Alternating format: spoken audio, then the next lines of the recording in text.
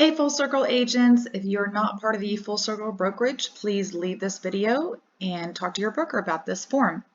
So today we're going to talk about the basic amendment. You use this in most contracts to amend the contract. So you're going to put the address here. You will use this on the buyer or seller side just depending on what you are asking to amend. So the first one is amending the sales price in paragraph 3 of the contract. You're going to want to change all of these numbers. If the total sales price changes, then it's probably going to change the cash portion, the down payment basically, because they're just usually putting a percentage down. So you just want to make sure that you have the math correct here. In addition to any repairs and treatments otherwise required by the contract, this is usually where you put the repairs for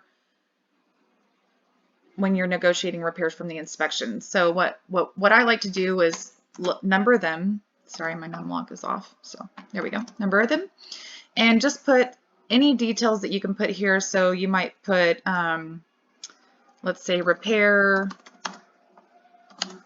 wood rot on front door. And also you're going to want to put maybe a parentheses here, and you can put page 5 of report.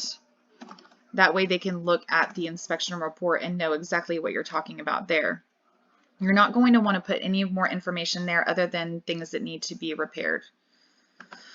So on the next one, it's going to be the date in paragraph 9 of the contract is changed to, this is going to be the closing date. So if they need to extend the closing, or if you're going to close a little earlier, you're going to want to put that there.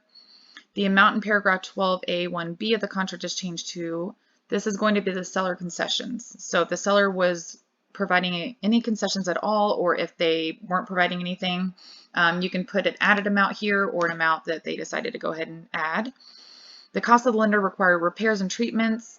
I personally have not done this before, but I know that sometimes the sellers and the buyers can share the cost of the repairs and anything that needs to be done to the house. So here the buyer has paid the seller an additional option fee, so you'll put that there, and then put the new option date there, and putting here if it will or will not be edited or credited to the sales price. The next one, number 7, is buyer waives the unrestricted right to terminate the contract for which the option fee was paid. So basically, if they paid $250 for a 7-day option period, it's just saying that they terminate the right to, they are waiving the right to terminate the contract for that 7 days. The date for the buyer to give written notice to the seller, if the buyer cannot obtain buyer approval, you'll put that date there. And then any other modifications, I've personally never used this box either. Also, something to know, whenever you're filling this form out, say you want to change the sales price, there's a few repairs that need to be done, you also might want to change the closing date, make sure that you make an amendment for every single thing. So make one just for the sales price, nothing else is on here. The next one, you're going to do the repairs. The next one, you will do the closing date. Because when you're working with the buyer specifically, if you have a lender involved and they might see some repairs or changes like that, and they don't need to see all of those things.